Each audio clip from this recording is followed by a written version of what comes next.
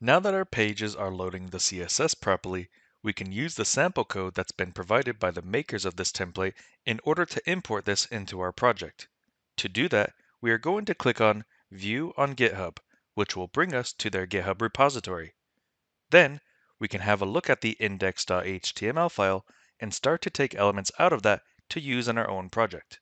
First, as we can see, we need to be loading the Bootstrap CSS file. Let's copy the full path to the Bootstrap vendor CSS file. In the head of our base template, above the clean blog link, I will add a new link using the shortcut link:/CSS, then the tab key. We should use URL4 again, since this is a file located within our repository, not an external CDN link. It will point to the static directory, but this time, the file name is going to be equal to the vendor link that we've copied from the source code. Our Bootstrap CSS file is now connected to the base template. To get the page showing and displaying in the same way that it does on the example, what we can do is go back to their source code and take everything inside of the body, including the navigation bar. I will just copy all of that, right down to just above the closing body tag, including all script tags. For now, this will replace everything on our own page. I need to paste this into the base template, overwriting everything we have there, including our block element for the moment as well. Next, we need to update all of the script sources for the JavaScript files. Once again, because we are referencing files that are within our own repository, we must use the URL4 function. URL4 static file name equals, and then just the link that's already provided to our vendor directory. Copy that full path, then paste it into the remaining two script sources below. I just need to take the existing file name paths, cut them out, and paste them back into the second argument of my URL4 functions. We now have jQuery, Bootstrap, and the clean blog script tags loading correctly.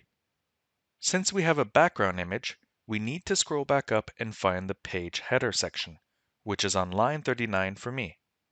We can see that our background image has been loaded here as part of an inline style.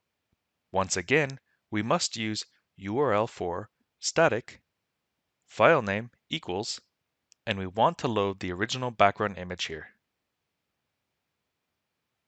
This can be a bit tricky or confusing, so make sure your double and single quotes are all correct, as well as the opening and closing brackets on either end of the full path.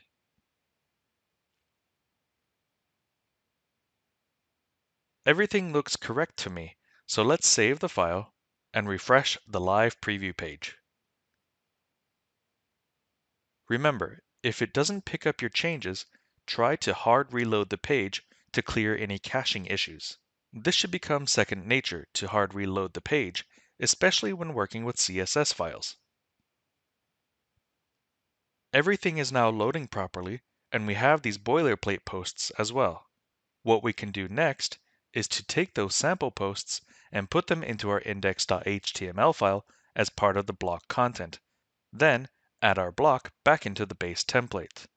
To do that, let's find the main content section, which is on line 54 for me, and highlight everything within the container div, all the way down to the closing div for this row.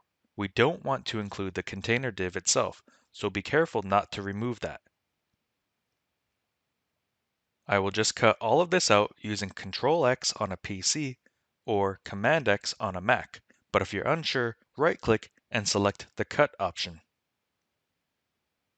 In its place, I will then add my block content tags back in, making sure to include the closing end block as well. Once that's done, save the file and then go to the index.html file. Let's replace the existing h1 header with the boilerplate posts that we cut out of the base template. Ctrl V on a PC or Command V on a Mac. After saving the index file, go back and refresh the live preview. The posts are still there, nothing has changed. This is because they are now being loaded into the index file as part of that block content, which is being extended from the base template. At the moment though, none of the links are working. If I click on About, it's going to give me a 404 error, page not found. It's trying to load the static file instead of the template method using URL4. Let's go back to our base template file and fix our links. Just like before in our original file, we can do that by using the URL4 function again. In my first nav link, within the href, I will change that to URL4 index, wrapped inside of the appropriate brackets and single quotes, of course. I can see that the navbar brand link uses the same path, so let's just copy and paste that in there as well. Now, let's repeat this for our remaining links. About gets changed to URL for About. We won't be using a file called post, so instead, let's change that to URL for Contact. Then update the link text to read Contact Us. Finally, the broken contact link can be changed to URL for Careers, and remember to update the link text to read Careers. Excellent! All of our nav links should be correct using the URL4 function, so let's go back and see if it works on the live preview page. Sure enough, after refreshing the page, you can see our new link titles, and when clicking on each of them, we are no longer getting any 404 page errors.